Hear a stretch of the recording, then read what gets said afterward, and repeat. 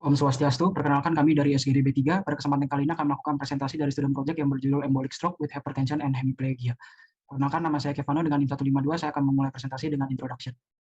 Jadi stroke adalah penyakit nomor 2 yang paling banyak menyebabkan mortalitas di dunia dan nomor 3 paling banyak menyebabkan disabilitas. Salah satu jenis dari stroke adalah ischemic stroke. Dan embolic stroke merupakan salah satu mekanisme penyebab terjadinya ischemic stroke. Data dari World Stroke Organization menunjukkan bahwa pada tahun 2019 terdapat 13,7 juta kasus baru dari stroke dan sekitar 5,5 juta kematian akibat stroke. Kejadian ini paling tinggi di negara berkembang dengan pendapatan yang rendah. Di Indonesia sendiri, prevalensi stroke pada tahun 2019 adalah 10,9% atau sekitar 2 juta orang. Angka ini meningkat dari 2013 yang hanya 7%. Hal itulah yang menjadi landasan pentingnya student project ini dibuat. Next. Adapun rumusan masalah dan tujuan yang akan kami bahas yaitu definisi, epidemiologi, etiologi, risk factor, sign and symptom, diagnosis, family interaction, disease impact to family, dan family medicine approach dengan harapan kami dapat memahami embolic stroke dengan lebih dalam. Sekian dari saya, terima kasih. Baik, perkenalkan nama saya Yoga dengan NIM 222 dan sekarang saya akan menjelaskan mengenai epidemiologi dari stroke dengan hipertensi. Stroke saat ini merupakan salah satu penyakit yang paling mematikan di dunia dan salah satu penyebab utama kecacatan pada orang dewasa. Besarnya beban sosial, ekonomi, dan psikologis yang ditimbulkan dari penyakit ini sangat signifikan karena tingginya biaya kesehatan dan stroke juga menurunkan produktivitas serta kualitas hidup dari pasien. Dalam 40 tahun terakhir, insiden kematian akibat stroke iskemik dilaporkan menurun, terutama di negara-negara dengan penghasilan yang cukup tinggi. Penurunan angka kejadian dan kematian ini diperkirakan akibat semakin canggihnya deteksi dini dan peningkatan pelayanan kesehatan stroke. Menurut Yayasan Stroke Indonesia, prevalensi stroke di Indonesia adalah yang tertinggi di Asia, dan stroke juga merupakan salah satu penyebab kematian utama di Indonesia. Prevalensi stroke di Indonesia lebih tinggi pada laki-laki, orang dengan pendidikan rendah, dan juga orang dengan kesulitan ekonomi. Studi juga menunjukkan bahwa di antara faktor risiko yang dapat dimodifikasi, hipertensi merupakan faktor risiko paling umum dari stroke iskemik di negara berkembang dan negara maju. Dan diperkirakan sekitar 2/3 dari penderita hipertensi tinggal di negara berkembang. Dan banyak orang yang tidak sadar jika menderita hipertensi, sehingga disebut sebagai silent killer karena dapat meningkatkan risiko stroke hingga 6 kali lipat. Kemudian untuk hubungan yang kuat antara hipertensi dan penyakit cerebrovaskular seperti stroke sebenarnya setelah cukup lama dipelajari, terutama dalam bidang etiologi, epidemiologi, dan manajemen, dan juga hasilnya. Pemahaman yang lebih baik dalam epidemiologi diperlukan untuk menciptakan strategi yang tepat untuk mengoptimalkan sumber daya ekonomi untuk membangun unit rehabilitasi stroke, memaksimalkan pencegahan dan pelayanan kesehatan, dan meningkatkan efektivitas terapi. Selain itu, pemahaman yang lebih baik tentang populasi dan wilayah yang berisiko stroke dapat membantu pemangku kepentingan untuk meningkatkan kesehatan masyarakat, untuk membuat program atau fasilitas yang lebih baik untuk populasi dan juga untuk pasien stroke, sehingga mereka dapat melakukan pemeriksaan rutin, lebih mengetahui situasi mereka dan mendapatkan penanganan yang terbaik. Perkenalkan, saya Kezia dengan NIM 172. Saya akan menjelaskan tentang definisi. Stroke didefinisikan sebagai episode disfungsi neurologis yang disebabkan oleh focal infarction pada cerebral, saraf tulang belakang, atau retina. Untuk menegakkan diagnosisnya didukung oleh gambaran patologis, imaging, dan atau bukti objektif adanya focal ischemic injury pada cerebral, saraf tulang belakang, atau retina.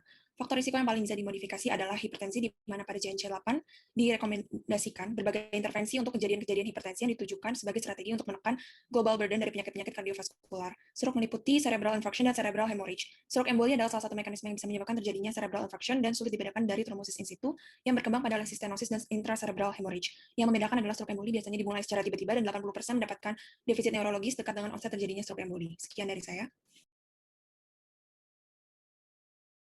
Perkenalkan, nama saya Kadeguna Santia Putri dengan 3 digit terakhir 32. Jadi stroke emboli biasanya disebabkan oleh bekuan darah atau yang biasa disebut dengan embolus yang terbentuk di tempat lain di tubuh dan berjalan melalui aliran darah ke otak. Sumber bekuan darah dapat berasal dari jantung, arteri, aorta, ataupun vena di panggul maupun di tungkai bawah. Stroke emboli sering terjadi akibat penyakit jantung ataupun operasi jantung dan terjadi dengan cepat. Penyakit jantung yang sering menyebabkan stroke emboli adalah fibrilasi atrium dan hipertensi. Hipertensi merupakan salah satu etiologi stroke dan sering disebut sebagai silent killer karena hipertensi dapat meningkatkan risiko terkena stroke 6 kali lipat. Semakin tinggi tekanan darah, maka semakin tinggi pula risiko terkena stroke, terutama stroke yang iskemi. Hal ini terjadi karena tekanan darah tinggi dapat menyebabkan kerusakan pada dinding pembuluh darah sehingga memudahkan terjadinya penyumbatan bahkan pecahnya pembuluh darah. Next.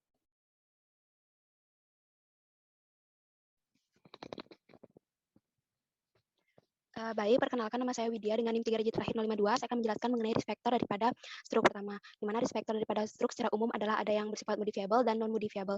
Di mana yang modifiable ini ada hipertensi, diabetes mellitus, kemudian ada faktor-faktor kardiak, kemudian merokok, hiperlipidemia, kemudian obesitas, dan perilaku yang bersifat sedentary. Kemudian ada juga faktor inflamasi. Kemudian untuk faktor non-modifiable terdiri dari umur, jenis kelamin, etnisiti, dan juga genetik. Next.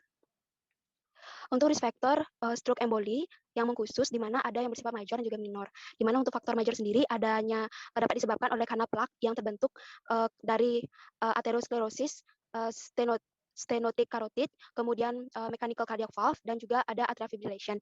Kemudian untuk faktor minornya ada prolaps dari mitral valve, kemudian stenosis of aortic valve, dan juga patent foramen ovale. Meskipun faktor risiko ini dibedakan menjadi major dan juga minor, namun dalam tata laksana diharapkan tidak membedakan faktor risiko kedua hal ini.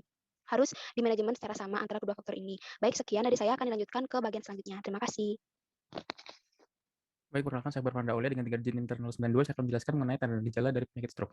Jadi menurut CDC, terdapat 5 tanda dan gejala umum yang dirasakan oleh penyakit stroke, yaitu kelemahan dada pada wajah, lengan atau kaki, terutama pada salah satu sisi tubuh, atau disebut hemiparasis atau hemiplegia, kemudian ada rasa kebingungan, kesulitan bicara atau disebut dysarthria, dan atau kesulitan memahami pembicaraan atau disebut afasia, kemudian kesulitan melihat pada salah satu atau kedua mata, dapat berupa diplopia atau hemianopsia atau quadranopsia, kemudian ada kesulitan berjalan atau disebut ataksia, kemudian kehilangan keseimbangan atau disebut vertigo, atau hilangnya koordinasi tubuh, serta nyeri kepala berat yang tidak diketahui penyebabnya. Sekian dari saya.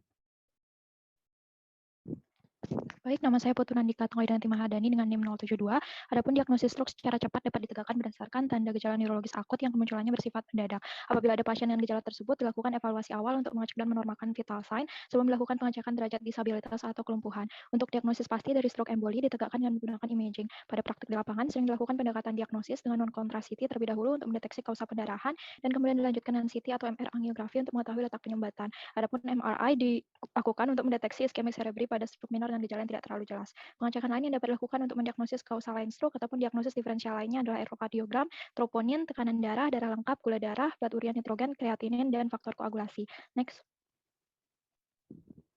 Baik, perkenalkan nama saya Gator dan 3 digit radio 32. Baik, saya menjelaskan mengenai family interaction. Jadi di Indonesia sendiri itu caregiver atau keluarga itu merupakan bagian dari tim multidisiplin yang terdiri dari berbagai pihak untuk manajemen stroke. Di mana tanggung jawab setiap pihak itu berbeda, mereka memiliki tujuan yang sama untuk membantu pasien stroke dan memberdayakan caregiver atau keluarga. Peran dan fungsi keluarga dalam membantu pasien stroke di masyarakat Indonesia ini dapat dibagi menjadi beberapa bidang. Yang pertama adalah perawatan sehari-hari dan aktivitas spiritual. Di mana selain pekerjaan sehari-hari yang biasa seperti membersihkan rumah dan menyiapkan makanan, keluarga juga memiliki tugas tambahan seperti menyiapkan dan membeli obat-obatan di puskesmas atau rumah sakit. Mereka juga harus membantu pasien dalam menjaga kebersihan pribadi daripada pasien. Lalu juga keyakinan agama dan adat istiadat memiliki peran yang penting dari kegiatan sehari-hari pasien, di mana khususnya peran keluarga dalam membantu pasien ketika mereka ingin berdoa atau menyiapkan makanan serta bahan-bahan beberapa ritual, terutama pada hari-hari penting keagamaan. Lalu yang selanjutnya itu adalah perubahan dari peran anggota keluarga, di mana peran yang semula dimiliki oleh pasien stroke harus dijalankan oleh keluarga yang juga dapat menggeser pengambil keputusan dalam keluarga tersebut. Contoh ketika keluarga yang awal memiliki ayah sebagai kepala keluarga dalam hal sosial dan juga pengambil keputusan, kini berpindah ke peran sang ibu.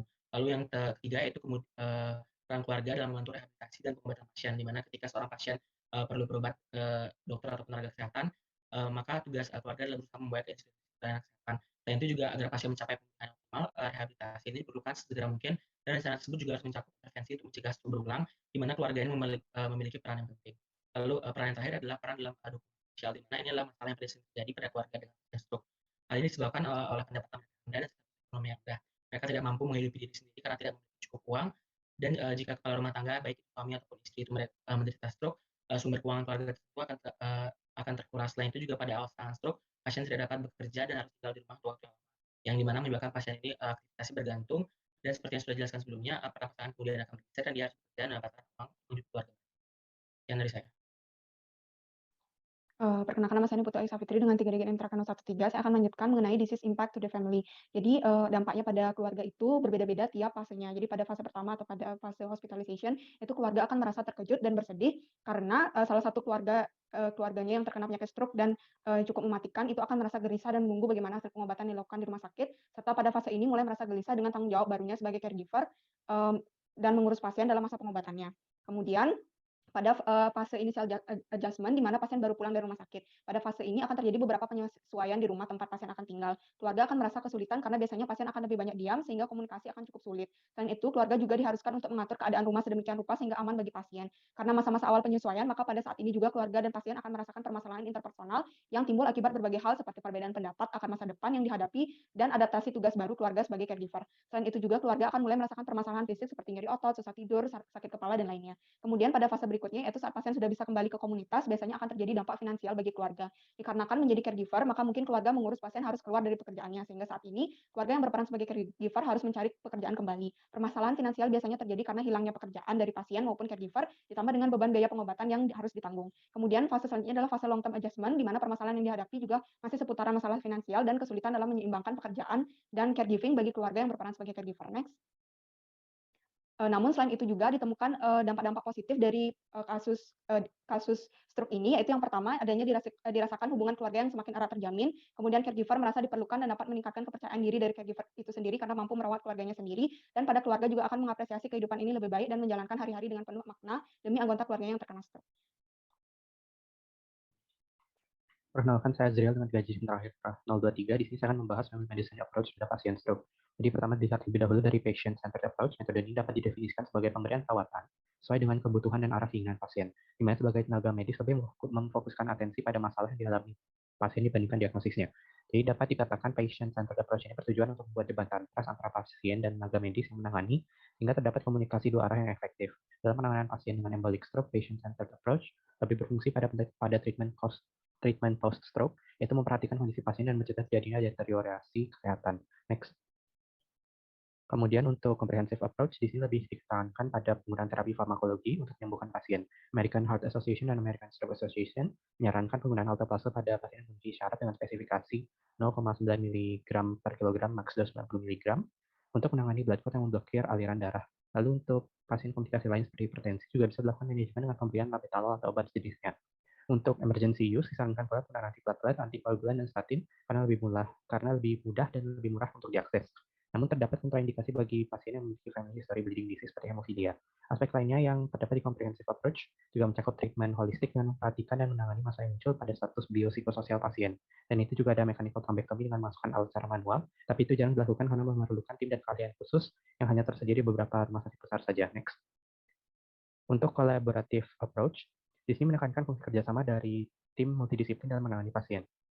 Misal pada Helsinki model yang diterapkan di Finland dan Australia, pada saat menangani pasien di keadaan emergensi, sudah terdapat pembagian tugas antara tim bantuan darurat, dokter, suster, dan laboran, sehingga dapat mengurangi door-to-needle time diperlukan dari kedatangan ke diagnosis ke treatment pasien. Contoh lain juga pada treatment post-stroke patient, ditemukan adanya keahlian multidisipliner, seperti speech pathologist, fisioterapis, neurologis, dan tenaga kesehatan lainnya, tergantung sequelae apa yang dialami nantinya.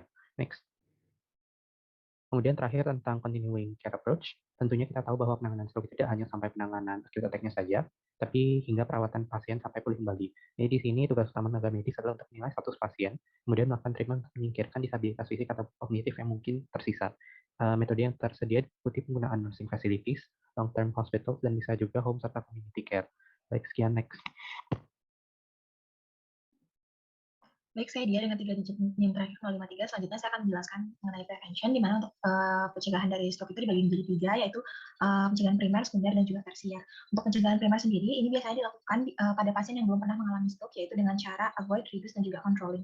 Adapun hal yang harus dihindari di sini adalah merokok, stres mental, minum kopi, dan juga alkohol. Selanjutnya, hal yang harus dikurangi adalah asupan lemak, kalori, garam, dan juga kolesterol yang berlebih. Selanjutnya, hal yang harus dikontrol atau dikendalikan di sini adalah hipertensi, diabetes mellitus, penyakit jantung, kadar lemak darah, konsumsi makanan seimbang, serta olahraga teratur 3-4 kali seminggu. Selanjutnya adalah pencegahan sekunder, di mana pencegahan sekunder ini dilakukan ketika seorang pasien ini telah mengalami serangan stroke sebelumnya, yakni dengan cara yang pertama mengontrol faktor risiko dari stroke melalui gaya hidup seperti mengobati hipertensi, diabetes mellitus, serta penyakit jantung lainnya. Selanjutnya adalah melibatkan peran serta keluarga seoptimal mungkin yang dapat mengatasi krisis sosial dan juga emosional dari penderita stroke dengan cara memahami kondisi baru bagi pasien yang akan bergantung pada orang lain. Selanjutnya adalah menggunakan obat-obatan dalam pengelolaan dan juga pencegahan stroke seperti antiagregasi, trombosit, dan juga antikoagulan. Selanjutnya adalah pencegahan tersier, di mana pencegahan tersier ini dilihat dari 4 faktor utama yang mempengaruhi penyakit, yaitu gaya hidup, lingkungan biologis, dan juga pelayanan kesehatan. Dari gaya hidup mungkin yang bisa dilakukan adalah mereduksi dari stres, exercise sedang, dan juga berhenti merokok. Selanjutnya untuk dari lingkungan, menjaga keamanan dan juga keselamatan. Yang ketiga yaitu faktor biologis, yaitu memperhatikan kepatuhan berobat dan juga terapi fisik. Yang terakhir adalah pelayanan kesehatan, yaitu emergency medical technique dan juga asuransi. Next. Baik, perkenalkan saya Amelia dengan 3 digit NIM terakhir 002. Jadi dapat disimpulkan bahwa stroke embolik dapat terjadi ketika gumpalan darah atau embolus terbentuk di bagian tubuh lain yang kemudian terbawa melalui aliran darah dan tersangkut di pembuluh darah di otak. Biasanya pasien stroke bisa mengalami kelumpuhan pada satu sisi tubuh atau disebut dengan hemiplegia. Untuk pendekatan diagnosis bisa menggunakan non-contractivity dan juga MRI, di mana peran keluarga sangat penting dalam membantu pasien stroke, terutama dalam aktivitas sehari-hari serta memantau rehabilitasi serta pengobatan pada pasien. Di mana terdapat 5 pendekatan kedokteran keluarga, yaitu patient centered approach yang fokus utamanya adalah pasien itu sendiri, kemudian comprehensive approach yang berfokus pada pencegahan dan penanganan masalah kesehatan dalam keluarga, collaborative approach yang melibatkan keterpaduan penyedia layanan kesehatan dari berbagai bidang, continuing care approach, serta pencegahan baik primer, sekunder, dan juga tersier. Baik, sekian presentasi dari SGDB 3. Terima kasih.